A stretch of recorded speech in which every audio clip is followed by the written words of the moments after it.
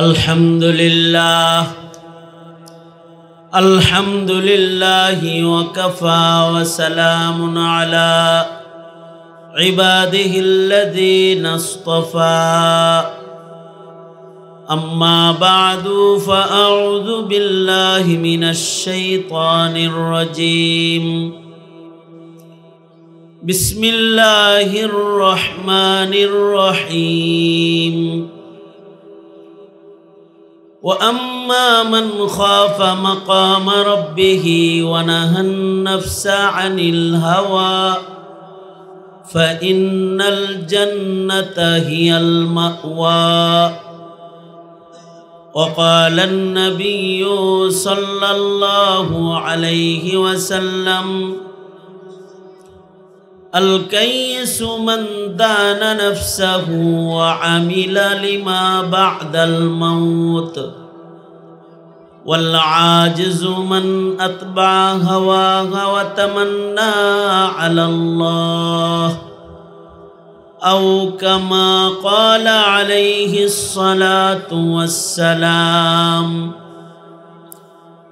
अल्लाहुम्मा सल्लि अला मुहम्मद व अला आलि मुहम्मद कमा सल्लैता अला इब्राहीम व अला आलि इब्राहीम इन्नका हमीदुम मजीद। अल्लाहुम्मा बारिक अला मुहम्मद व अला आलि मुहम्मद कमा बारकता अला इब्राहीम व अला आलि इब्राहीम इन्नका हमीदुम मजीद। আল আমিন ফাউন্ডেশন টেকনাফের উদ্যোগে আয়োজিত দুদিনব্যাপী 21তম বার্ষিক ওয়াজ মাহফিলের আজকের আখিরি রজনী মোহতারাম সভাপতি, উপস্থিত প্রধান অতিথি, বিশেষ অতিথি, মাহফিলে উপস্থিত রয়েছেন আজকের মাহফিলের অন্যতম মেহমান হযরতুল আল্লাম হযরত মাওলানা মুফতি হাফিজ মুর্তজা হাসান ফয়জি দামাত বরকাতুহুম, আর দিগার বুজুর্গ হযরত উলামায়ে কেরাম, সম্মুখপানে সমবেত দিন প্রিয়, ইসলাম প্রিয়, দিনদার ইমানদার মুমিন মুসলমান ভাইয়েরা, পর্দার আড়াল থেকে আলোচনায় শামিল মা বোনেরা, বিশ্বজগতের মালিক, বিশ্ব প্রতিপালকের বিশ্ব দরবারে কালিমাতুশ শকর যে মহান রব্বুল আলামিন দয়া করে, মায়া করে, ভালোবেসে দুদিনব্যাপী সম্মেলনের আখিরি মুনাজাতকে সামনে করে একটি বরকতি মাহফিলে আমাদেরকে আল্লাহ তাআলা শামিল হওয়ার তৌফিক দান করেছেন। এজন্য কালিমাতুশ শকর পড়ি, শুকরিয়া আদায় করি, জবান ছেড়ে ভক্তি ভরে সমস্বরে আওয়াজ করে মুহাব্বতে উচ্চ কণ্ঠে উচ্চ আওয়াজে সকলে মিলে বলি আলহামদুলিল্লাহ। গতকালকের থেকে শুরু করে এ পর্যন্ত যোগ্য বুজুর্গ উলামা হযরতগণ গুরুত্বপূর্ণ নসিহত করেছেন। আমি আপনাদের সামনে বসে গেছি, বরকতের নিয়তে আয়াত ও হাদিস পেশ করেছি। গত বছরও এই প্রোগ্রামে আমি কক্সবাজার পর্যন্ত এসে দেশের প্রশাসনিক কিছু সমস্যার কারণে মাহফিলে উপস্থিত না হয়ে কক্সবাজার থেকে আবার ফেরত চলে গিয়েছি ঢাকায়। আল্লাহ তাআলা মাঝখানে আর এক বছর আপনাদের সামনে আনেন নাই। শুধু আপনাদের এখানে নয়, বাংলাদেশের কোনো মাহফিলেই যাওয়া সম্ভব হয় নাই জেলখানায় আবদ্ধ থাকার কারণে। আল্লাহ তাআলার ফয়সালা, আল্লাহ তাআলা আজকে আপনাদের সামনে আমাকে হাজির করেছেন। কিছু কথা বলবার জন্য বসেছি।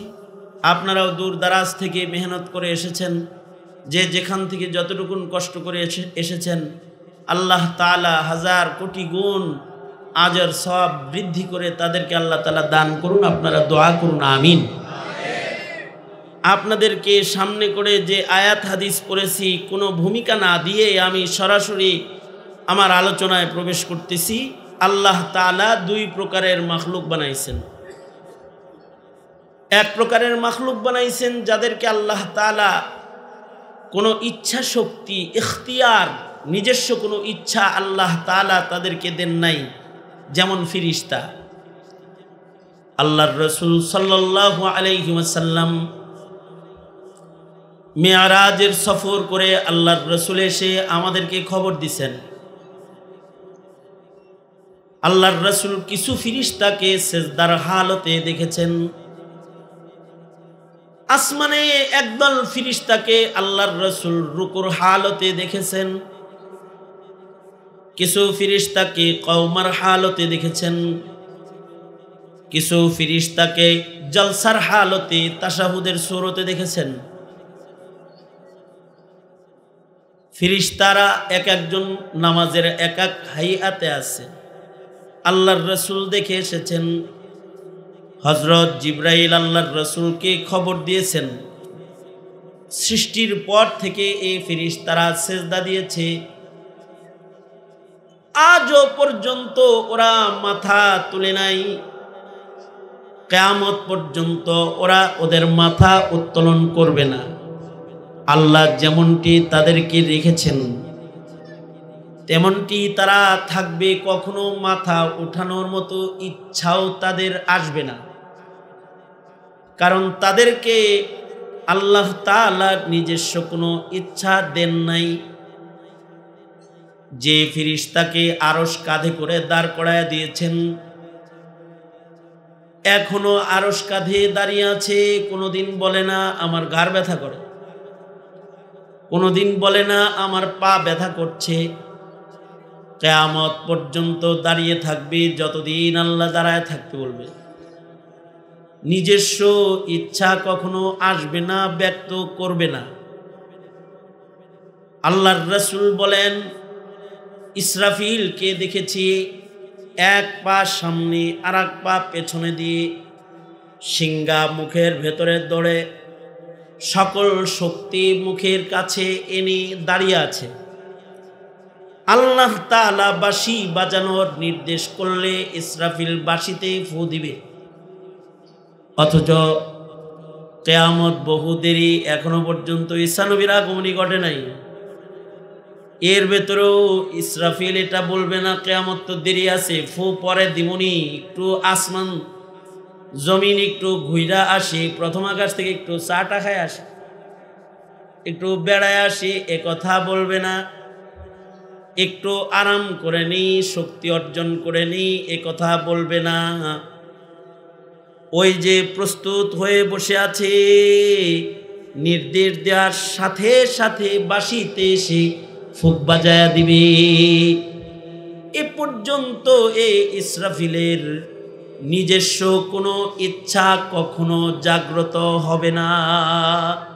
সুবহানাল্লাহ বলেন, আওয়াজ করে বলেন, আওয়াজ করে বলেন। তা আমি কি বলতেছিলাম, যে ফিরিস্তাদের নিজস্ব কোনো কি নাই, ইচ্ছা শক্তি নাই। ফিরিস্তাদের যেমন নিজস্ব ইচ্ছা নাই, আল্লাহ পাকের সৃষ্টি বহু সৃষ্টি, অসংখ্য অগণিত সৃষ্টি আছে যাদের ইচ্ছা নাই। যেমন চাঁদ সূর্যের নিজস্ব কোনো ইচ্ছা নাই। সৃষ্টির শুরু থেকে চাঁদ যখন যেভাবে উদয় হতো এখনো তেমনি উদয় হয়। সূর্য যেখান থেকে উদয় হতো সেখান থেকে উদয় হয়। গরমের দিনে আল্লাহ যে কক্ষপথে চলতে বলেছে সে কক্ষপথেই চলে। শীতের দিনে যে কক্ষপথে চলতে বলেছে ওই কক্ষপথে চলে। যেথায় ডুবতে নির্দেশ করেছেন সেখানে ডুবে যায়। নিজস্ব ইচ্ছায় সূর্য এক সেকেন্ড কখনো দেরি করে না। যখন রবের নির্দেশ তখন উদয় হয়, যখন রবের নির্দেশ তখন সে ডুবে যায়। যে পথে চলতে বলেছেন সে পথে চলতে থাকে। কিয়ামত পর্যন্ত চলবে, ইসরাফিলের বাঁশি পর্যন্ত নিজের ইচ্ছায় বরাবর হাঁটা দিবে না যে এদিক দিয়ে ঘোরা হয় এদিক দিয়ে চলে যায় না, তার এমন নিজস্ব কোনো ইচ্ছা শক্তি আল্লাহ তাআলা দেন নাই। আবার এমন কিছু মাখলুক দিয়েছেন যাদেরকে আল্লাহ তাআলা ইচ্ছা শক্তি দান করেছেন, কিন্তু এর ভেতরে আবার দুই প্রকার আছে। এক প্রকারকে ইচ্ছা দিছেন, ইচ্ছা বাস্তবায়নের ক্ষমতা দেন নাই। ইচ্ছা দিছেন কিন্তু ইচ্ছাকে ব্যক্ত করার ভাষা জবান আল্লাহ তাআলা দেন নাই। যেমন গরু ছাগল, ওদের ইচ্ছা আছে কিন্তু ওদের ইচ্ছা বাস্তবায়নের শক্তি নাই, ওদের ইচ্ছা ব্যক্ত করার ভাষা জবান আল্লাহ ওদেরকে দেন নাই। মালিকে যদি স্তনের সব দুধ দহন করেও ফেলে, তথাপি গরু এটা বলে না জালিম আমার সন্তান না খাওয়া সব বের করে নিয়ে যায় না, কিন্তু তার বেদনা হয়, ব্যথা হয়, মায়া হয়, বাচ্চার দিকে তাকায় তাকায় সে চোখের পানি ঝরায়, কিন্তু নিজের ভাষা নাই। গরু কখনো তার মনিবরে এটা বলে না যে এখন লাঙ্গল জোয়াল ঘাড়ে দিও না, চামড়া কিন্তু ছিলা যাইতেছে। ঘোড়া গাধা কখনো বলে না এত বোঝা আমার ঘাড়ে দিও না, আমার প্রেসার উঠছে, আমার জ্বর, গায়ে হাঁটু ব্যথা, বোঝা কিছু কমায় দাও। এমন কথা বলার মতো ভাষা আল্লাহ ওদের দেন নাই। ইচ্ছা দিয়েছেন কিন্তু নিজস্ব ইচ্ছা ব্যক্ত করার ভাষা নাই। ইচ্ছা দিছেন কিন্তু নিজের ইচ্ছা বাস্তবায়নের অধিকার নাই। মালিক তাকে যে খুঁটির ভেতরে বেঁধে রাখছে, এই খুঁটিতে সারা দিন বান্দা অবস্থায় সময় কাটায়, ক্ষুধা লাগলেও খাবারে যায় মুখ লাগানোর শক্তি অধিকার নাই যদি তার মনিব তাকে খাবার না দেয়। কিন্তু আশ্চর্য প্রাণী আল্লাহ তাআলা আমাদেরকে বানাইছেন, মানুষকে আল্লাহ তাআলা ইচ্ছা দান করেছেন, ইচ্ছা ব্যক্ত করার ভাষা জবান দান করেছেন এবং ইচ্ছাকে বাস্তবায়ন করার ক্ষমতা দান করেছেন। এ কারণে মানুষ নিজের ইচ্ছা বলতে পারে, মানুষ নিজের ইচ্ছায় চলতে পারে, এমনকি কখনো কখনো নিজের ইচ্ছায় চলতে গিয়ে আল্লাহর ইচ্ছাকে বৃদ্ধাঙ্গুলিও প্রদর্শন করতে পারে। বলে আমার দেহ আমি দেব, যারে খুশি তারে দেব। নাউজুবিল্লাহ বলেন, নাউজুবিল্লাহ বলেন, নাউজুবিল্লাহ। মানে নিজের ইচ্ছা বলতে পারে, আল্লাহর ইচ্ছাকে বৃদ্ধাঙ্গুলি দেখাইতে পারে, নিজের ইচ্ছাকে বাস্তবায়ন করতে পারে।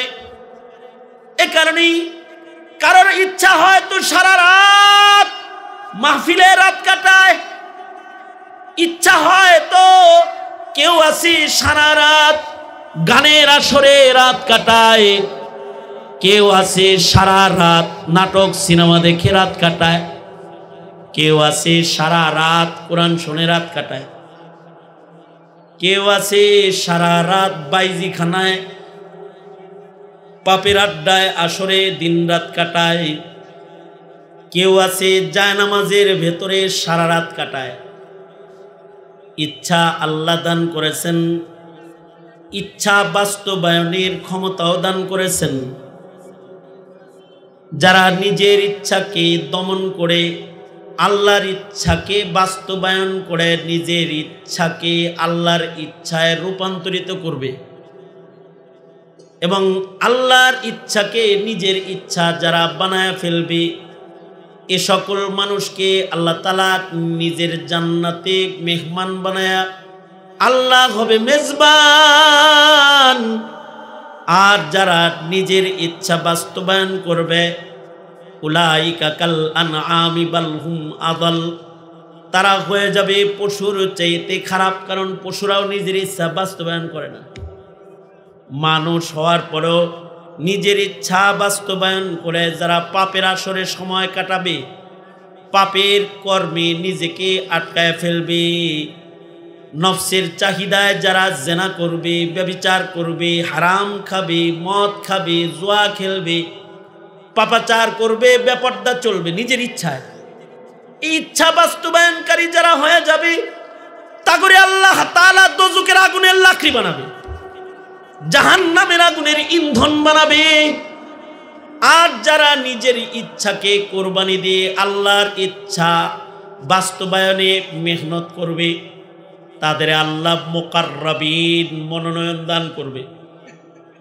আল্লাহর কাছে একদল মনোনীত হয়, দুনিয়ার সরকারের কাছেও কেউ মনোনীত হয়। দুনিয়ার সরকারের মনোনয়ন পাইতে টাকা লাগে, ক্ষমতা লাগে। আল্লাহর মনোনয়ন পাইতে তাকওয়া লাগে, খোদাভীতি লাগে, নফসকে দমন করে আল্লাহর কথা মাননেওয়ালা গোলাম হওয়া লাগে। তারা আল্লাহর মনোনীত হয়ে যায়। আল্লাহর মনোনীত হওয়ার জন্য নিজের নফসকে জলাঞ্জলি দিতে হয়। এই কারণেই পৃথিবীর ইতিহাসে পয়গম্বরগণ এক সেকেন্ড নিজের ইচ্ছায় চলেন নাই। একটা সেকেন্ডও পৃথিবীর কোনো পয়গম্বর নিজের ইচ্ছায় চলেন নাই। সাহাবায়ে কেরাম নিজের ইচ্ছায় রাত কাটান নাই, দিন কাটান নাই। এ কারণেই সাহাবীদের ভেতরে এমন মানুষ আছে যারা নিজের ইচ্ছা কোরবানি করতে করতে করতে করতে জিন্দেগি বন্দেগি বানাইছে সবাই। তার ভেতরেও কেউ কেউ আছে অধিক বন্দেগি করেছেন, যেমন হযরত উসমান নিজের ইচ্ছাকে জলাঞ্জলি দিয়ে আল্লাহকে খুশি করার জন্য সারা রাত নামাজ পড়েছেন। কখনো এশার নামাজ পড়ে দাঁড়িয়েছেন, ফজরের নামাজ পর্যন্ত 2 রাকাত নামাজের ভেতরে টোটাল কোরআনে কারীম খতম করেছেন। আর আমরাও আমাদের ইচ্ছা বাস্তবায়ন করি, উপন্যাস শেষ করে অথবা ফেসবুক খতম করে, কতগুলা লাইক কমেন্ট পড়ছে এগুলো পড়ে শেষ করে। আর হযরত উসমান নামাজের ভেতরে দাঁড়ায় 2 রাকাত নামাজে পুরা কোরআন খতম করেছে। আল্লাহু আকবার বলেন, আরো জোরে বলেন, জোরে বলেন আল্লাহু আকবার, জোরে বলেন। সাহাবায়ে কেরামের ভেতরে কিছু সাহাবী আছে 2 রাকাত 1 রাকাত নামাজে টোটাল কোরআন শরীফ খতম করছে। যেমন হযরত উসমান 2 রাকাত নামাজে ম্যাক্সিমাম 2 রাকাত নামাজে কোরআন খতম করছে। কখনো কখনো 1 রাকাত নামাজেও কোরআন খতম করছে। সুবহানাল্লাহ। আগামীকালকে বলেন, আগামীকাল বলেন। কখনো কখনো হযরত উসমান 1 রাকাত নামাজে টোটাল কোরআন শরীফ খতম করেছে। সুবহানাল্লাহ, জোরে বলেন। উবাই ইবনে কাব রাদিয়াল্লাহু আনহু 2 রাকাত নামাজে পুরা কোরআন খতম করেছে। সাহাবীদের ভেতরে, এই পিচ্চি সাহাবীরা তোমরা শোনো, পিচ্চি সাহাবী মানে মৌলবী গো সাহাবী তোমরা। নবীর সাহাবী আবার অনেক, কিন্তু নবীজির কিছু পিচ্চি সাহাবী ছিল। তাদের ভিতরে একজন হলেন তামিমে দারি রাদিয়াল্লাহু আনহু, যিনি মায়ের কোলে রাসূলকে দেখেছেন। ইমানি শক্তি এমন ছিল, হযরত তামিমে দারি 1 রাকাত নামাজে 1 খতম কোরআন শরীফ পড়েছেন। 1 রাকাত নামাজে 1 খতম কোরআন পড়লেন। কিরকম ইমানি শক্তি! এ আমলের কারণে ওনার শক্তি কত! ওনার শক্তি হলো এত যে হযরত উমরের শাসন আমলে একবার পাহাড়ের গুহার থেকে আগুন বের হয়ে আসতেছে। কখনো কখনো সাগরের পানিতে আগুন আসে মানুষের গুনার কারণে, কখনো কখনো বাতাসের ভেতরে টর্নেডোতে আগুন আসে মানুষের গুনার কারণে। পাহাড়ি জমিনে কখনো কখনো পাহাড় থেকে আগুন বের হয় মানুষের গুনার কারণে। জাহিলিয়াতে কিছু কিছু পাহাড়ের গুহার থেকে আগুন বের হইতো। হঠাৎ করে হযরত উমরের শাসন আমলে পাহাড়ের গুহার থেকে আগুন বের হয়ে আসতেছে। হযরত উমর তামিমে দারিকে ডাকলেন আর তামিমে দারিকে বললেন, এই তামিমে দারি, যাও তো আগুনটাকে শাসন করে ভিতরে ঢুকাই দিয়ে আসো তো, কখনো যেন মদিনার দিকে না আসে। ওকে বলে দিয়ে আসো মদিনায় ঘুমায় রয়েছে হাবিব কিবরিয়া আল্লাহর দোস্ত মুহাম্মাদুর রাসূলুল্লাহ সাল্লাল্লাহু আলাইহি ওয়াসাল্লাম।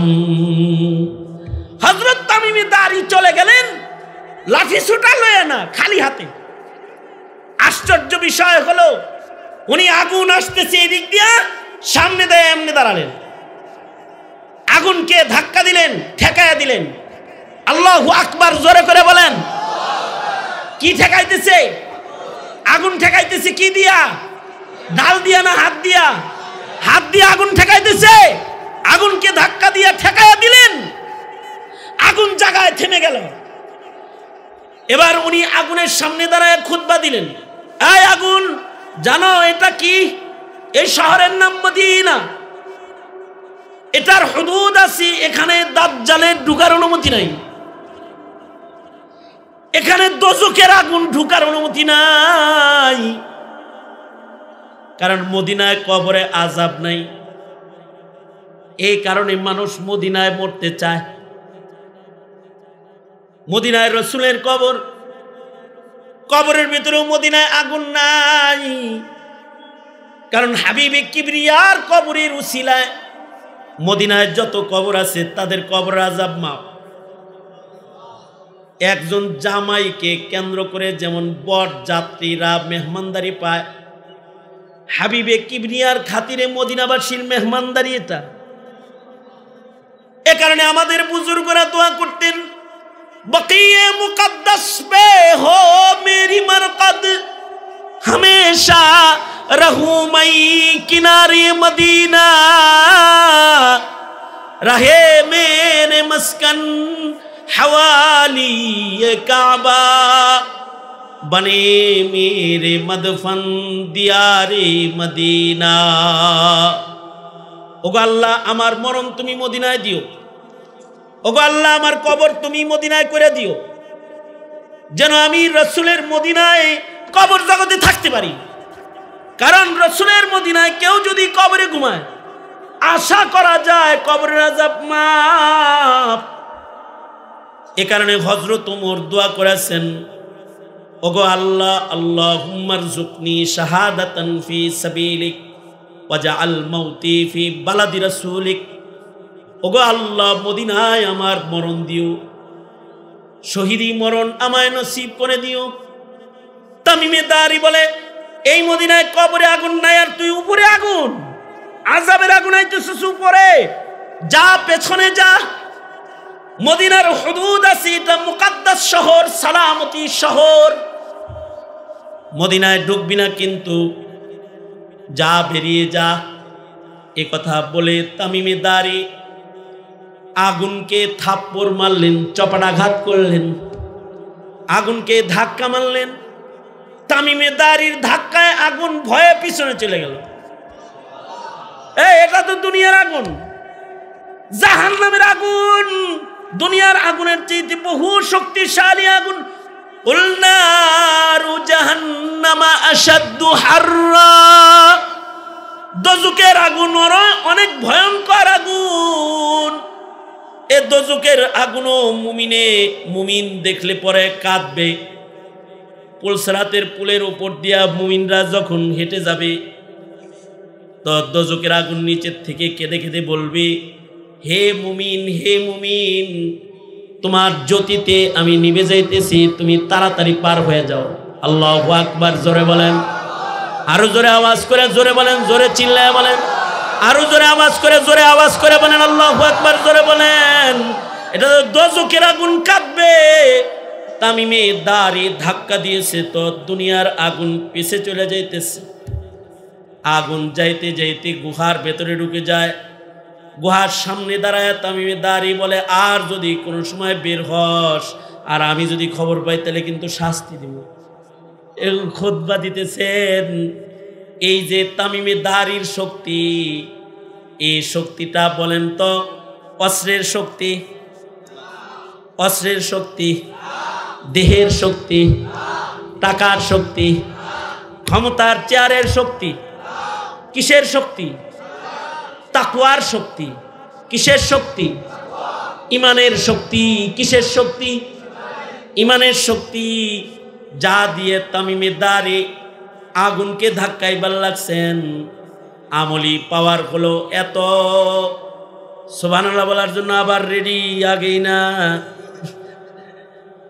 আমলের পাওয়ার হলো এত, এক রাকাত নামাজে টোটাল কোরআন খতম।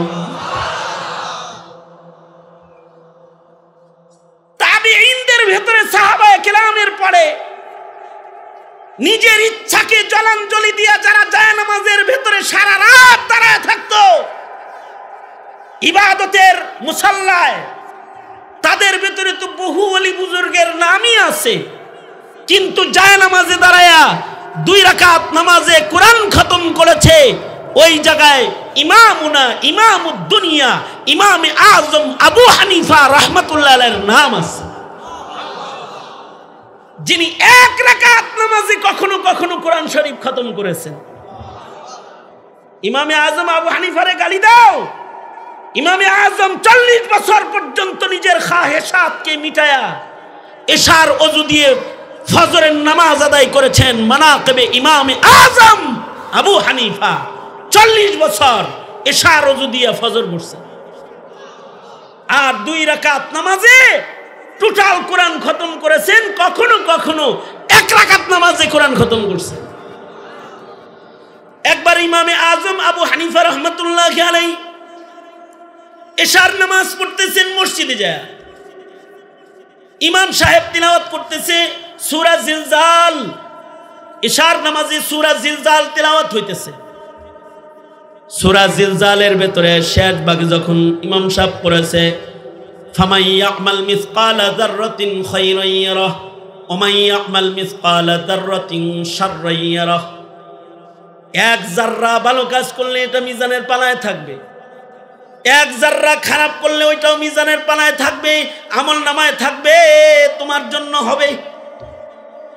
এটা শোনার সাথে সাথে ওনার ভয় জাগছে, আর পা কাঁপাকাঁপি শুরু হয়েছে নামাজের ভিতরে। ভয় হলো যদি আজকের রজনী আমার শেষ রজনী হয়, তাহলে আজকের রাত্রের আমল আমার কি আছে। উনি এশার নামাজ পড়ে আর ঘরের বাইরে যাওয়ার সাহস পায় না, জায়নামাজে দাঁড়ায় গেছে আর কোরআনের তিলাওয়াত শুরু করেছেন। মুয়াজ্জিন পিছনে বসে আছে, মুয়াজ্জিন শুনতেছে ইমামে আজমের তিলাওয়াত, 1 পারা 2 পারা 3 পারা 4 পারা পড়ে ফেলেছে। মুয়াজ্জিনের আর বুঝতে বাকি রয় নাই, ইমামে আজম আজকে আর রাত্রের নামাজ থেকে বসনেওয়ালা না। মুয়াজ্জিন সাহেব সাথে সাথে মসজিদের দরজা চাপায়া বাড়িতে চলে গেছে। উনি নিয়ত করেছে যে ইমাম তো আজকে খতম না হইলে আর সালাম ফিরাইতেছে না, আমি বাড়ি যাইগা, ফজরে এসে আজান দিব। ফজরের আজানের আগে মুয়াজ্জিন আবার ফজরের আজান দিতে মসজিদে আসছে।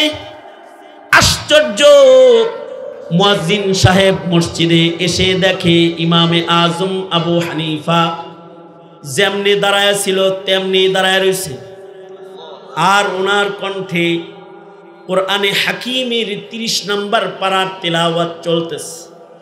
30 নম্বর পারার ভেতরে কিয়ামতের আলোচনা বেশি, এগুলো পড়তেছে আর ঝরঝর করে চোখের পানি ওনার পড়তেছে। ওনার হৃদয়ে ভয়, হাসরের মাঠে আল্লাহর সামনে কেমনে দাঁড়াবো আমি।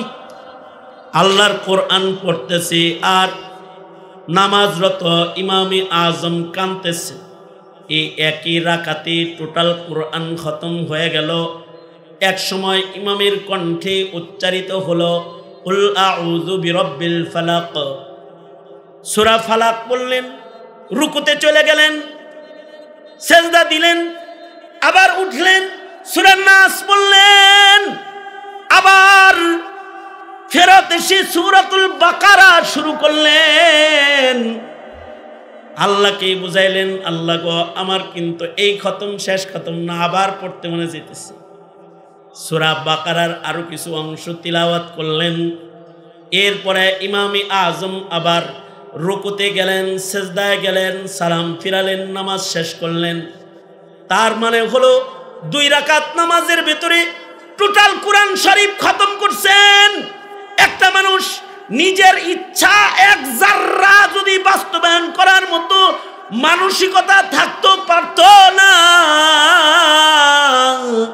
আল্লাহর ভয়ে দাঁড়ায় রয়েছে, চিন্তা করতেছে যদি কেরাত থামায় দে, আল্লাহ যদি নারাজ হয়, যতক্ষণ পড়া যায় ততক্ষণ পড়তেই থাকবো, যতক্ষণ জবান চলে ততক্ষণ চালাইতেই থাকবো, যতক্ষণ আজান না হয় ততক্ষণ নফল পড়তেই থাকবো। টোটাল রাতটাই মুসাল্লার ভেতরে নিজের নফসকে কুরবানি দিয়া জায়নামাজের ভেতরে দাঁড়ায় গেছেন। এই যে নফসের সাথে জিহাদ, যেটা এটা আল্লাহর কাছে বড় পছন্দের। আল্লাহর ভয়ে যারা নফসের সাথে এমন কোরবানির ময়দানে নেমে যায়, আল্লাহ তাআলা তাদের জন্য জান্নাতের ওয়াদা করেছেন।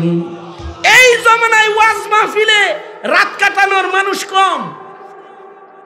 এই জামানায় ফেসবুকের আমল, তো ওয়াজ মাহফিলে আইসাও ওয়াজে থাকে না, ফেসবুকেই থাকে, লাইভ দিয়া বসে থাকে আর কমেন্ট চেক করতে থাকে আর ওই ময়দানেই থাকে। ওয়াজে থাকার মানুষ কম। কিন্তু আল্লাহ তাআলা যাদেরকে যোগ্যতা দান করেন, যাদের নফসকে কাবু করে তারা, আর তারা আল্লাহর জন্য নিজের নফসানিয়তকে দমন যারা করে, তাদের আল্লাহর রাসূল বলেছেন চালাক। ধন্যবাদ জানাই আপনাদেরকে যারা এ গভীর রাত্রিতে এই দ্বীনি মজমায় শামিল হয়ে বসে গেছেন। এই যে নিজের নফসের সাথে জিহাদ করতেছেন, এইটা এত মূল্যবান। নফসের ভেতরে যদি এক জাররা ভালো গুণ কারোর ভেতরেও পাওয়া যায়, সে যদি শত খুনের আসামিও হয়, আল্লাহ তাআলা তাকে তওবা নসিব করে দেয়। বুখারী শরীফ তার প্রমাণ বহন করে। 100 খুনের আসামিকে আল্লাহ তাআলা মাফ করে দিছে শুধু তার নফসের ভালো হালতের কারণে। বর্তমান জমানায় নফস ভালো মানুষ কম। হ্যাঁ, এমন নফসের সংখ্যাই এখন বেশি হয়ে গেছে যারা আল্লাহর গোলাম না, যারা নফসের গোলাম। কেউ আছে ভারতের গোলাম, কেউ আছে আমেরিকার গোলাম, কেউ আছে চায়নার গোলাম, কেউ আছে নফসের গোলাম, কেউ আছে চাকরির গোলাম, চাকরির গোলাম, কেউ আছে চাকরির গোলাম। আল্লাহর গোলাম পাওয়া মুশকিল যারা নিজের নফসকে কুরবানি দিয়ে আল্লাহর ইচ্ছাকে বাস্তবায়নকারী হয়। রাত জেগে ইবাদত করার মানুষ এখন পাবেন কম। তবে হ্যাঁ, যারা জেলখানায় চাকরি করে এরা রাত জেগে কিছু ইবাদত করেনেওয়ালা আলেম জেলখানায় পায়। আমি সারা রাত জেগে ইবাদত করার মানুষ জেলখানায় পেয়েছি, সারা রাত জেগে ইবাদত করার মানুষ জেলখানায় পাইছি, আর মাদ্রাসায় পেয়েছি। কখনো মাদ্রাসার ভেতরে সারা রাত জেগে ইবাদত করেনেওয়ালা আলেম পাওয়া যায়, আর 1 রাকাত নামাজে খতম না করলেও এমন আলেম জেলখানায় পেয়েছি যারা এক দিনে 10 পারা 15 পারা আল্লাহর কোরআনের তেলাওয়াত করে। নামাজের ভেতরে দাঁড়িয়ে আওয়াবিনের ভেতরে মামুনুল হক সাহেব কারারক্ষীরা কয় কেমনে কোরআন পড়ে মামুনুল হক। 3 পারা 4 পারা কোরআনে কারীম নামাজের ভেতরে দাঁড়িয়ে আগ্রাত্রিতে পড়ে, 2 পারা আল্লাহর কালাম শেষ রাত্রিতে পড়ে, 1 রাত্রে 5 পারা 6 পারা 7 পারা আল্লাহর কোরআনের তেলাওয়াত করে। মৌলানা খুরশেদ আলম কাসিমি সাহেবকে দেখেছি ডেইলি প্রতিদিন 10 পারা করে কোরআন শরীফ পড়তে। আমাদের দেওবন্দের কারি আবুল হাসান আজমি দামাত বারকাতুহুম একদিনে 20 পারা কোরআন শরীফের তেলাওয়াত করে। সুবহানাল্লাহ। আগামীকাল কি বইল? তোমরা বলবা যে হুজুর আমরা কি কম করি, সারা রাত খেলা দেখি অথবা সারা রাত গুনার কাজ করে। এই সমাজের মানুষ যখন সময় কাটায় তখনও এই মিল্লাতের আলেমরাই রাতের বেলায় নামাজ পড়ে রাত কাটায়। আলেমরাই, ইমানদাররাই, মুত্তাকি পরহেজগাররাই জায়নামাজে রাত কাটিয়ে দেয়। জায়নামাজে রাত্রি কাটানো, নিজের ইচ্ছাকে জলাঞ্জলি দেওয়া, এটা আল্লাহর ভয় ছাড়া সম্ভব না। আল্লাহর ভয় ছাড়া সম্ভব না। হ্যাঁ, আল্লাহর ভয় যদি কারোর ভিতরে, আল্লাহ পাকের শান মতো ভয় যদি কারোর ভিতরে এসে যায়, তখন তার রাতের ঘুম হারাম হয়ে যায়। শক্তি নষ্ট হয়ে যায়, তখন তার নিজের ইচ্ছায় চলার ক্ষমতা নষ্ট হয়ে যায়।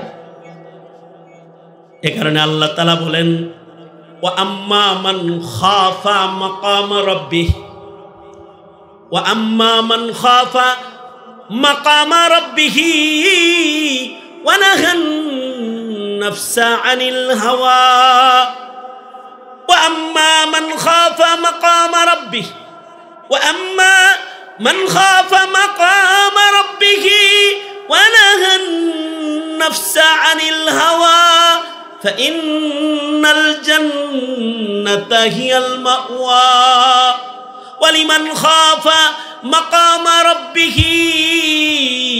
جنتان। আল্লাহকে ভয় করার মতো ভয় যারা করে নিজের নফসকে দমন করে রাখা আল্লাহর ইচ্ছা বাস্তবায়নকারী ভীতু গোলামের খাতায় যাদের নাম তারা লেখাবে, তাদের আল্লাহ তাআলা একটা জান্নাত নয়, তাদের আল্লাহ তাআলা দুইটা জান্নাত দান করবে। ওয়ালিমান খাফা মাকাম রাব্বিহি জান্নাতান। মানুষ যখন ইবাদতের ভেতরে ডুইবা যায়, আল্লাহর ভয়ের কারণে ডুইবা যায়, অনেক ইবাদত করার পরেও যখন মানুষ নিজেকে গুনাহগার ভাবতে থাকে, আল্লাহর ভয়ের কারণেই ভাবতে থাকে, আর মানুষ পাপের আসরে যখন মজ্জা যায়, আল্লাহর ভয় না থাকার কারণেই মজ্জা যায়, আবেদ হওয়ার পরেও বিভিন্নভাবে তার ইবাদত নষ্ট হয়ে যায়। আল্লাহর ভয় না থাকার কারণে আবেদের ইবাদত নষ্ট হয়ে যায়। এ কারণে আল্লাহর ভয় এটা তো মুমিনের জীবনের সর্বাধিক গুরুত্বপূর্ণ বিষয়। কারণ ইন্না আকরামাকুম ইনদাল্লাহি আতকাকুম, যে হারাম খানা আবু বকরের পেটে হজম করাও নাই, এটা সম্ভব হয়েছে কখন? আল্লাহর ভয় রয়েছে যখন তখন।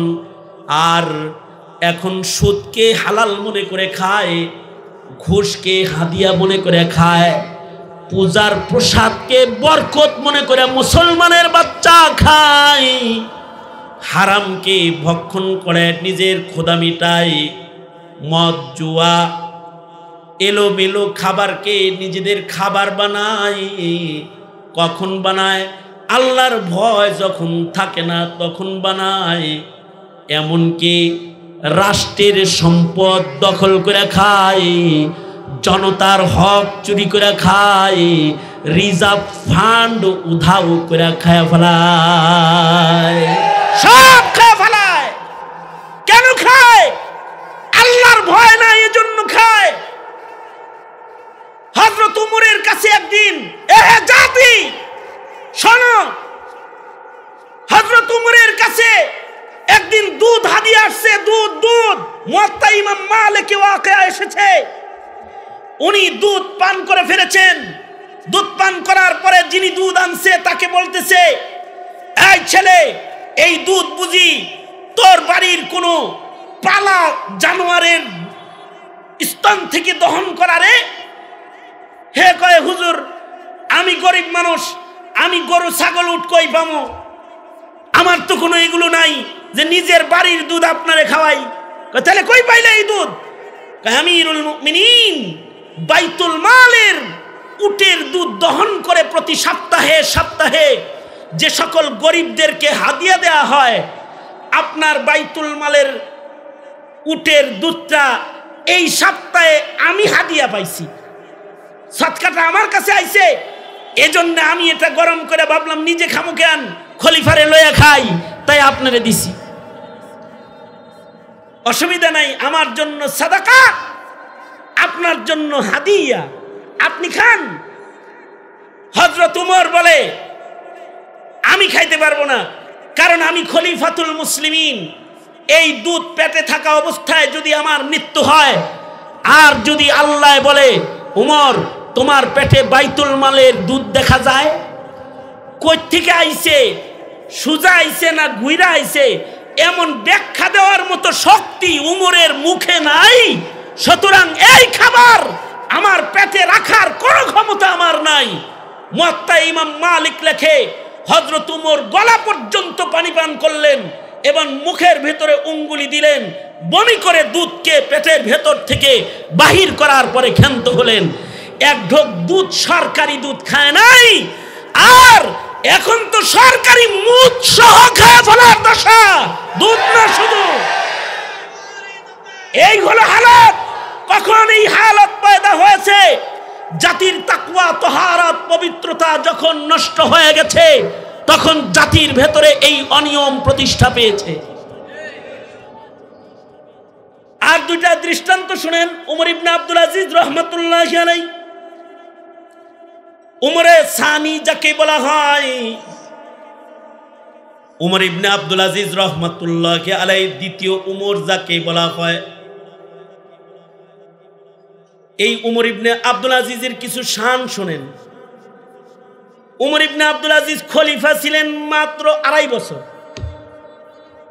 বলেন তো আমার সাথে আওয়াজ করে, খলিফা ছিলেন কত বছর?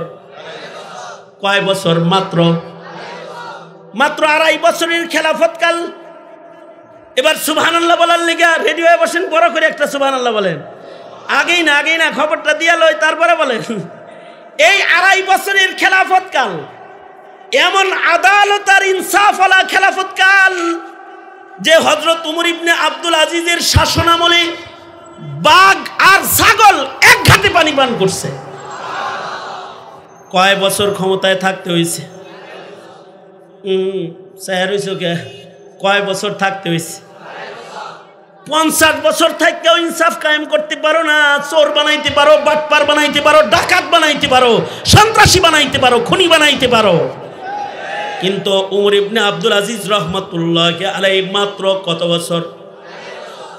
2.5 বছর ক্ষমতায় থেকে হযরত উমর ইবনে আব্দুল আজিজের আমলে বাঘ আর ছাগল এক ঘাটে পানি পান করছে। আর এখন আমাকে রইল এক দল যায় আর এক দল আয়, জোর করে আয়া যায় নতুন নতুন ডিজাইনের সন্ত্রাসী বানায়, এক এক দলের এক একজন বলে। যখন যে দল ক্ষমতায় আছে ওই দলের সন্ত্রাসী মাথা চারা দিয়ে উঠে দাঁড়ায় যায়। আর উমর ইবনে আব্দুল আজিজ 2.5 বছর খেলাফত পরিচালনা করেছেন। 2.5 বছরে এমন আদালত আর ইনসাফকে উনি কায়েম করেছেন। 2.5 বছরের ভেতরে মানুষের ভেতরে অন্যায় তো ছিল না। জঙ্গলের বাঘ জুলুম করে নাই, মানুষ জালেম তো নাই, বাঘেও জুলুম ভুলে গেছে। আল্লাহু আকবার। আর উমর ইবনে আব্দুল আজিজের ইবাদতের আর তাকওয়ার কারণে ওনার ঘাম দিয়া গ্রান বাইর হইতো। ওনার গায়ের জামার সাথে কারোর জামা ধুইলে সেই জামার ভিতরে 40 দিন মেশকে আম্বরের গ্রান পাওয়া যেত। 40 দিন মেশকে আম্বরের গ্রান পাওয়া যেত। আশ্চর্য হওয়ার কিছু নাই। আরে ইমাম বুখারী রহমাতুল্লাহি আলাইহি 1200 বছর যাবৎ কবরের নিচে ঘুমায় রয়েছেন। ইমাম বুখারীর কবর যেখানে ইমাম বুখারী ঘুমায় রয়েছেন, ইমাম বুখারীর দেহটা যে মাটির সাথে লেগেছে, এই মাটির থেকে 1200 বছর যাবৎ খুশবু বাইর হইতেছে। বাংলাদেশের বন্ডের মাজারের মতো আতর গোলাপ ছিটান লাগে না, আতর গোলাপ আর মোমবাতি জ্বালান লাগে না, আগরবাতি জ্বালান না, খুশবু না। ইমাম বুখারীর দেহের সাথে যে মাটি লাগে রয়েছে, এই মাটির থেকে খুশবু বাইর হয়। বীর চট্টলার মুসলমান তোমরা বারবার মুফতি ফয়জুল্লাহ রহমতুল্লাহের কবর থেকে খুশবু বের হয়েছে। প্রশাসন পুলিশ গিয়ে মানুষ ঠেকায়েছে, কবরের মাটি নিয়ে মানুষ টানাটানি শুরু করেছে। তোমার মাটির অলি বুজুর্গের কবর, মুফতি ফয়জুল্লাহ রহমতুল্লাহি আলাইহির কবর থেকে বারবার খুশবু বের হইছে। মাটির ভিতরে খুশবুতে গোটা এলাকা সুগ্রাণ হয়ে গেছে। আল্লাহু আকবার জোরে করে বলেন। এটা হলো মানুষের আমলের খুশবু। মানুষের আমলের খুশবু সারা দুনিয়ায় ছড়ায়া যায়। এ কারণে কিছু কিছু মানুষ আছে তারা মরা লাশ হয় বইরা, কিন্তু তাদের আমলের খুশবুতে লক্ষ কোটি জনতা তাদের জানাজা পড়ার লেগে পাগল হয়ে যায়। শাইখুল ইসলাম আল্লামা আহমদ শফি রহমতুল্লাহের জানাজা আপনারা দেখেছেন। কোন খুশবুতে লক্ষ জনতাকে টেনে রাতের আধারে নিয়ে আসলো। আল্লামা জুনায়েদ বাবুনগরী রহমতুল্লাহ আলাইহির জানাজা আপনারা দেখেছেন। কোন খুশবুতে তাদের কাছে লক্ষ লক্ষ মানুষ জানাজা পড়তে আসলো। মুফতি নূর হোসেন কাসেমী রহমতুল্লাহ আলাইহির জানাজা আপনারা দেখেছেন। কোন খুশবুতে লক্ষ লক্ষ জনতার ভিড় পড়ে গেল। আর কোন বদবুর কারণে লাশ নামানোর সময় মানুষ নাই। কি কথা বলেন না কেন? জোরে আওয়াজ করে বলেন না কেন? আসে না নাই, আসে না নাই, জোরে বলেন। লাশ নামানোর সময় মানুষ নাই, একটা বদবুর কারণে। ফিরিস্তা তো নাই, বনি আদম পাশে নাই। আর একটা খুশবুর কারণে লাশ নামানোর জন্য মানুষ পাগল হয়ে গেছে, লাশ দেখার জন্য পাগল হয়ে গেছে। জামার ভেতরে সুগন্ধ এসে গেছে, কবরের মাটির ভেতরে সুগন্ধি এসে গেছে। এ সুগন্ধিটা হলো তাকওয়ার সুগন্ধি, এ সুগন্ধিটা হলো আল্লাহর ভয়ের সুগন্ধি, এই সুগন্ধিটা হলো ইমানের খুশবু। আল্লাহু আকবার জোরে বলেন। ইমানের খুশবু, এই সুগন্ধিটা, এই খুশবুটা ইমানের খুশবু। মানুষ যখন মুমিন মুত্তাকি ভালো হয় তার ভেতরে এরকম খুশবু হয়। এই উমর ইবনে আব্দুল আজিজ রহমতুল্লাহ আলাইহি 2.5 বছর খলিফাতুল মুসলিমিন ছিলেন। আশ্চর্য খবর হলো ঈদের দিনে সেরা কাপড় পরে নামাজ পড়েছেন। ওনার সন্তানদেরকে ভালো খানা দেওয়ার মতো টাকা পয়সা উমর ইবনে আব্দুল আজিজ খলিফা হওয়ার পরে তার কাছে থাকে নাই। আর এই যে ইলেকশন এসে পড়েছে না, দেখবেন আঙ্গুল ফুলে ফুলে কলা গাছ হয়ে যায়, নতুন নতুন যারা ক্ষমতায় চলে যায়। এটা কি জন্য হয়? খোদা ভীতির অভাবের কারণে হয়। কি কথা বলেন না কেন? সঙ্গত কারণে। একেবারে উপর থেকে শুরু করে ফকির ভিক্ষুক পর্যন্ত ওয়া আম্মা মান খাফা মাকাম রাব্বিহির দৌলত দরকার। হৃদয়ের ভেতরে খোদা ভীতি রাখবে, যে ভয়ের কারণে তারা অন্ধকারের ভেতরেও গুনাহ করবে না। আমার যুব সমাজকে মদ থেকে, ইয়াবাদ থেকে, বাবার থেকে দূরে সরাইতে পারো না, পুলিশের পাহারা দিয়ে দূরে সরাইতে পারো না। খোদার কসম করে বলি, যাদের হৃদয়ের ভেতরে তাকওয়া ঢুকে যায় তাদের অস্ত্রের মুখে ইয়াবা বাবা খাওয়াইতে পারবে না, পারবে না, পারবে না। কারণ কি? কারণ হলো তাকওয়াল্লাহ। এই তাকওয়াল্লাহের চাষাবাদ যারা করবে, জাতির হৃদয়ে এই তাকওয়ার বীজ যারা বপন করবে, তাদেরকে ধরে ধরে জেলখানায় রেখে দিও। জাতি তাতে করে তাকওয়াওয়ালা হবে আর মুত্তাকি হয়ে যাবে। চরবাটপারদের রাজত্ব করার জন্য মুক্ত ছেড়ে দিলে আর আলেমদেরকে হাতকড়ি পরাবার জেলখানায় পচাও, এই জাতির ভবিষ্যৎ এত ভয়ঙ্কর হতে পারে। এক সময় তাদের জানাজার তাকবীর দেওয়ার মৌলবী জমিনের উপরে তালাশ করে পাওয়া যাবে না, যাবে না, যাবে না, যদি এমনটি হয়। সুতরাং মুহতারাম হাজিরিন, আমি যেটা আপনাদেরকে বলবো, এই যে রাতের গভীরে এখানে বসেছেন, অর্থ কামাই করার জন্য নয়, ক্ষমতা কামাই করার জন্য নয়, হৃদয়ের ভেতরে তাকওয়ার বীজ বপন করার জন্য। ঠিক কিনা? জোরে আওয়াজ করে বলেন। এই সম্মেলন কমিটি যারা রয়েছে, অক্লান্ত ত্যাগ আর কুরবানি, নেতৃস্থানীয় ব্যক্তিবর্গ সহকারে যারা এই মাহফিলে দেয়, ভোট পাওয়ার আশায় নয়, একটি কাজ করে জাতির হৃদয়ে তাকওয়া বিতরণের আশায়। লক্ষ লক্ষ টাকা খরচ হয়, আলেমদেরকে ডেকে আনে ইলেকশন করার জন্য নয়। দেশের যুব সমাজ যারা দিশেহারা হয়ে গেছে, দেশের নারীরা যারা উদ্ভ্রান্তের মতো উলঙ্গ চলাফেরা শুরু করেছে, দেশের কিশোর কিশোরীরা যারা বৃদ্ধ বয়সের গুনাহ তাদের কিশোর জীবনে সেটিং করে ফেলেছে, দেশের ওই সকল দিশেহারা মানুষ, পথভুলা মানুষ, তাদেরকে আল্লাহ চিনানোর জন্য, রসুল চিনানোর জন্য এই মাহফিল করা হয়। এটাকে রাজনৈতিক ইস্যুতে ব্যবহার করা চরম বোকামি ছাড়া অন্য আর কিছু নয়, অন্য আর কিছু নয়, অন্য আর কিছু নয়। সুতরাং আপনাদেরকে বলবো, দেশের তাফসীরুল কুরআন, উলামায়ে হাক্কানির নসিহা, এগুলো জাতির হৃদয়ে তাকওয়ার বীজ বপন করার হাতিয়ার। ঠিক কিনা? জোরে আওয়াজ করে বলেন, আরো জোরে আওয়াজ করে বলেন। ঠিক না? ঠিক জোরে বলেন। রাজনীতির তুকমা দিয়ে আলেমদের মুখ বন্ধ করলে জাতির হৃদয়ের চাষাবাদ বন্ধ হয়ে যাবে। এই দেশের মৌলবীরা কাউরে ক্ষমতায় উঠায়ও না, কাউকে ক্ষমতার থেকে নামায়ও না।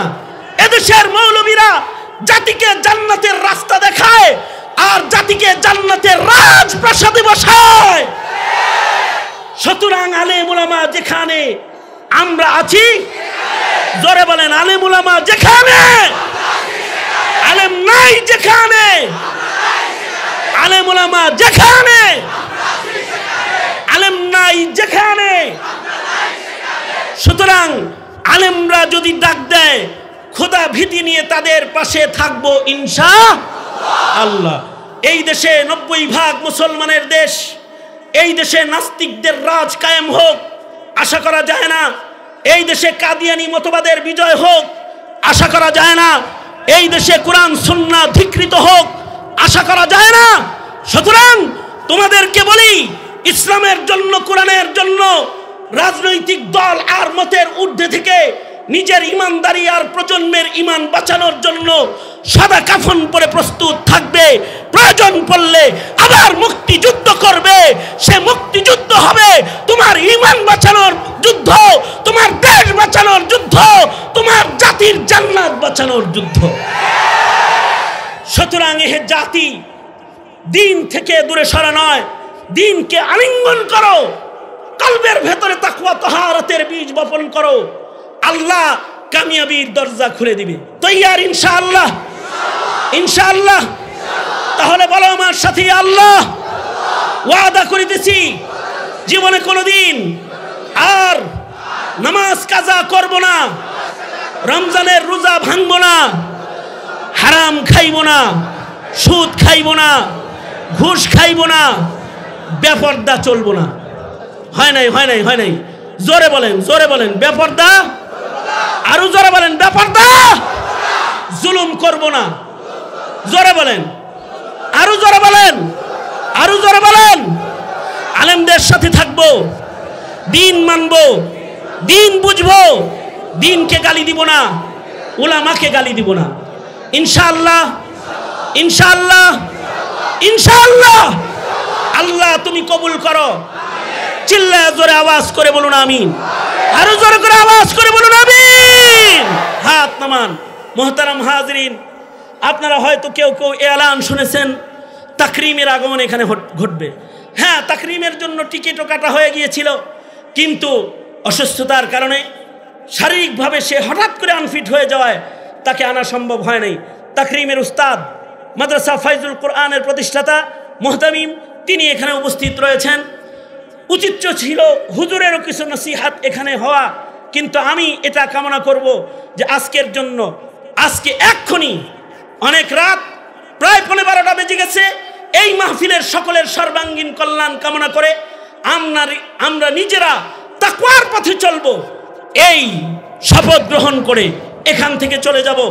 বিগত দিনে যে ভুল বোঝাবুঝি হয়েছে, চেয়ারম্যান মেম্বার সাহেব সহকারে নেতৃস্থানীয় যারা, আমি এখানে আসতে পারিনি, অনেকে ওনাদেরকে গালিগালাজ করেছেন। না, ওসি সাহেব আমাকে বাধা দিয়েছে, প্রশাসন বাধা দিয়েছে, এখানে আসতে পারিনি। ওনাদেরকে গালিগালাজ করবেন না, ওনাদেরকে সহযোগিতা করবেন, জাতিকে দুটি কথা শোনানোর জন্য চেষ্টা করবেন।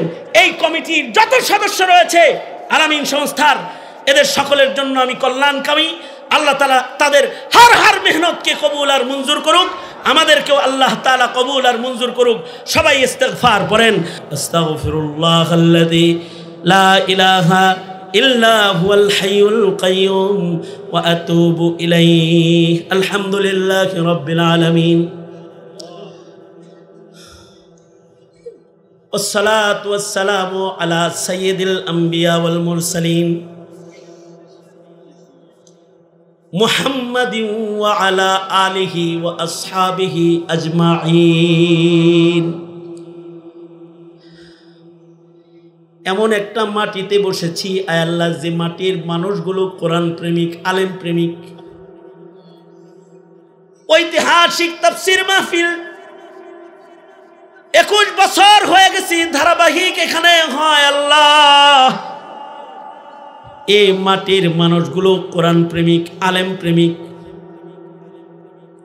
ত্যাগ আর কোরবানি দিয়ে ভেদাভেদ ভুলে গিয়ে আমির ফকির এক কাতারে দাঁড়ায় নেতা কর্মী সব একাকার হয়ে এই মাহফিলটাকে তারা বাস্তবায়ন করে। 2টা বছর পরে আবার তাদের সামনে গোলাম হাজিরা দিয়ে বসেছে। রব্বে কারীম, তোমার কালামের একটি আয়াত সামনে, নবীর হাদিস সামনে করে নফসের দমন আর তাকওয়া অর্জনের উপরে যে কয়টা কথা তোমার বান্দাদের কানে পৌঁছায় দিয়েছি, হাজার হাজার যুবক হাত তুলে ওয়াদা করেছে জিন্দেগিতে ওরা আর নামাজ কাজা করবে না, ধর্মের বিপক্ষে চলবে না। রব্বুল আলামিন ভিক্ষুকের মতো 2টা হাত কাঙ্গালের মতো বাড়ায়া ধরেছে। আয় রব্বে কারীম, জিন্দেগীর যত গুনাহ করেছি সব গুনাহকে গাঠুরি বানাইয়া তোমার কাছে হাত পেতেছি, অনুতপ্ত লজ্জিত হয়ে তোমার কাছে মাপ চাইছি। ওরে মালিক, মেহেরবানি করে আমাদের জিন্দেগীর যত গুনাহ আমরা করেছি, ওগো আল্লাহ, জিন্দেগীর সব গুনাহ তুমি মাফ করে দাও আল্লাহ। জেনে না জেনে, অন্ধকারে আলোয় গোপনে প্রকাশ্যে যত পাপাচার করেছি ক্ষমা করে দাও আল্লাহ। বেপানাহকে পানাহ দাও, বেরুজিকে রুজি দান করো, শান্তি দূর করে শান্তির ফয়সালা করে দাও। নেতৃস্থানীয় ব্যক্তিবর্গকে আরো ইখলাস মালামাল করে দাও। বয়োবৃদ্ধ, দাড়ি চুল পাকা বুড়া যারা আছে তাদেরকে হযরত আবু বকর বানায়া দাও।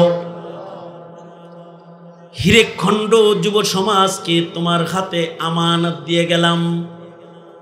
যৌবনের গুলা থেকে আল্লাহ কুদরতি হাতে ধরে ধরে ওদের তুমি বাঁচাও। পর্দার আড়ালের মা বোনদের আবেদা, সালেহা, কানেতা, জাহেদা, মুমিনা, আশিকা বানায়া দাও। বাচ্চাদেরকে মাআজ মুআফিজ বানায়া দাও। ওগো আল্লাহ,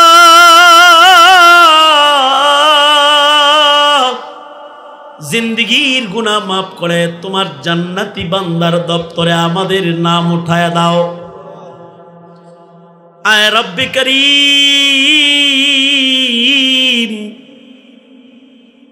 জানি না কার কি মনের আশা, কার কি মনের ব্যথা, সবার মনের নেক বাসনাগুলো পূরণ করে দাও। ওগো আল্লাহ, তাকওয়ার নিয়ামত দাও। নফসের গোলামির থেকে আমাদের বাঁচাও, তোমার গোলামের খাতায় নাম তুলে দাও। এই মুহূর্তে যখন 2টা হাত তোমার দরবারে তুলে ধরেছি, ফিলিস্তিনের মজলুম নারী শিশুর কান্নায় আকাশ ভারী হয়ে গেছে। ক্ষত বিক্ষত দেহে কত মাসুম বাচ্চারা হসপিটালে, ঘরে, রাস্তায় দিন কাটাইতেছে। কত নারী শিশু জান্নাতি পোশাক পরে শহীদের মিছিল করে তোমার দরবারে হাজিরা দিয়েছে। কত মা সন্তানের লাশ কোলে করে বসে রয়েছে। কত সন্তান বাবা মার কবরের পারে দাঁড়িয়ে এতিমের কান্না কাঁদছে। রাব্বুল আলামিন, ওই মুসলিম ভাইদের জন্য মদদ পাঠায়া দাও আল্লাহ। রব্বে কারীম, ওগো মনিব মালিক, জিন্দান খানায় বন্দি আলেমদেরকে মুক্ত করে দাও। জুলম সিতম থেকে মিল্লাতের আলেমদেরকে ধরে ধরে বাঁচাও। আয় রব্বুল আলামিন, আমরা যারা হাত তুলেছি, জিন্দেগির এমন কোন মুনাজাত বাদ নাই যেই মুনাজাতে মা বাবার কথা তোমার দরবারে বলি নাই। অনেকে নিজের হাতে নিজের মা কবরে রেখেছে, অনেকে নিজের হাতে নিজের বাপ কবরে রেখেছে, অনেকে মা বাবা দুজনকে কবরস্থ করেছে। রব্বে কারীম, যাদের মা নাই, যাদের আব্বা নাই, আল্লাহ তাদের মতো দুঃখী নাই। জীবনে কোনোদিন মা ডাক আব্বা ডাক যাদের নসিব হবে না, নজর করে তাকায় দেখো তাদের চেহারার সামনে তাদের মায়ের ছবি বাবার ছবি ভেসে উঠেছে। মা বাবার বিয়োগ বেদনা তাদের চোখের পানি ফেলে দিয়েছে। রব্বুল আলামিন ওই সকল সন্তান যারা পিতামাতার ব্যথায় ব্যথিত হয়েছে, আল্লাহ তাদের মা বাবার কবরগুলা জান্নাতের বাগান বানায় দাও আল্লাহ। যাদের মা বাবা আছে হায়াত বানায় দাও, বেশি বেশি খেদমত করাও আল্লাহ। এই মুহূর্তে আমাদের সালাম প্যারা নবীর রওজায় পৌঁছায় দাও আল্লাহ। এই আলামিন সংস্থাকে কবুল মঞ্জুর করে নাও, ফাউন্ডেশনকে কবুল করে নাও আল্লাহ। এর সাথে যারা জড়িয়ে আছে আমার স্নেহের সেলিম সহকারে যত নেতৃস্থানীয় মেম্বার আল্লাহ, যত নেতৃস্থানীয় ধনী ধনী ব্যক্তিবর্গ যারা অর্থায়ন করেছে, সর্বোপরি ফকির মিসকিন যারা এই মাহফিলে কম আজ কম হাজিরা দিয়ে মাহফিলকে প্রাণবন্ত করে তুলেছে, এই মাহফিল সকলার নাজাতের জন্য তুমি ওসিলা বানায়া দিও আল্লাহ রাব্বুল আলামিন। এই মুহূর্তে আমাদের সালাম প্যারা নবীর রওজায় পৌঁছায় দাও। জানি না গো আল্লাহ কোন দোকানের কাফন রেডি হয়ে গেছে, কোন সপের বাস না জানি পেকে গেছে, কখন জানি মসজিদের কোনার পালকি বাড়ির দুয়ারে দাঁড়ায় যায়। ওগো আল্লাহ কবরের পালকি পাঠানোর আগে কামেল মুমিনের দপ্তরে আমাদের নাম তুমি উঠায়া দিও আল্লাহ। হাফিজ তাকরিমকে সুস্থ করে দাও, তার উস্তাদ সফর করেছেন রব্বুল আলামিন ফয়জি সাহেবের সফর কবুল মঞ্জুর করো।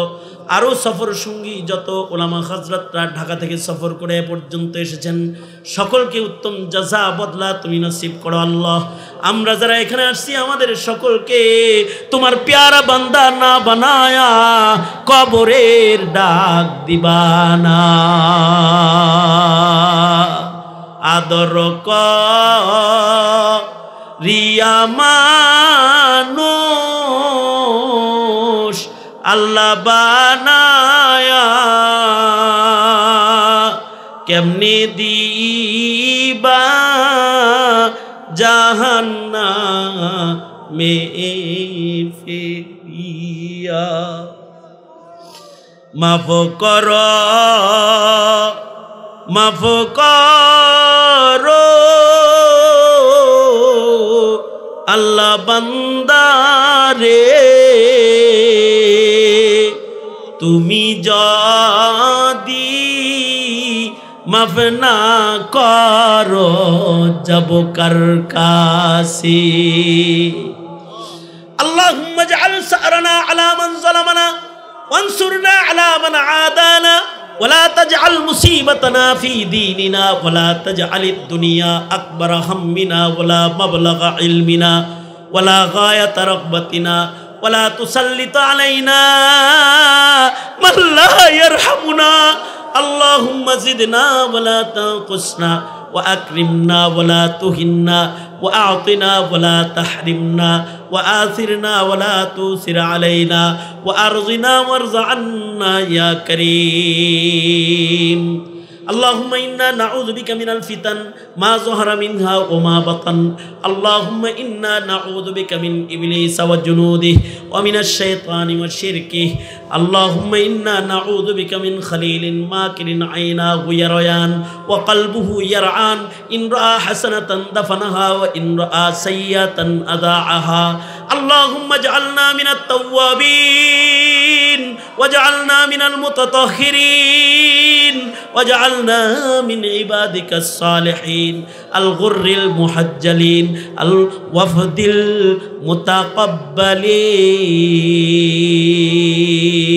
المتقبلين. অনেক কিছু বলার সংক্ষেপ কথা, যত কল্যাণ সব আমাদের দাও, যত অকল্যাণ তার থেকে আমাদেরকে ধরে ধরে বাঁচাও। এই গ্রামের প্রত্যেকটা মুমিন মুমিনাতকে কবুল করে নাও। এই গ্রামের প্রত্যেকটা মুমিন মুমিনাতকে কোরআনের জন্য জীবন দেওয়ার জন্য প্রস্তুত করে দাও। এই মাহফিলকে প্রতি বছর কবুল আর মঞ্জুর করে নাও। ইয়া আল্লাহ রব্বে করিম, কি দিয়ে বিদায় দিব? যে যত দূর থেকে এসেছে, যত কদম হেঁটে এসেছে, যত কদম পাড়ি দিয়ে এসেছে, রব্বে করিম হাজার হাজার গুণ নেক দিয়া সকলকে নিরাপদে আল্লাহ তুমি বাড়ি ফিরাইয়া দিও।